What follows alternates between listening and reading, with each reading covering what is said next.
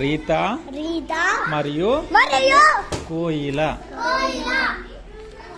ఒక కోయిల ఉండేది. అది రీత స్నేహితురాలు. ఇద్దరు కలిసి రోజు కూ కూ అంటూ గొంతు కలిపేవారు. ఒకరోజు రీతాకు కోయిల కనిపించలేదు. తను పిలిచింది, కానీ కోయిల గొంతు వినిపించలేదు. తనకు ఏమాత్రం హాయిగా అనిపించలేదు. తరగతిలో కూడా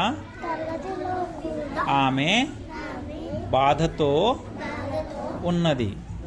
కానీ ఉన్నట్లుండి కూ కూ అని వినిపించింది.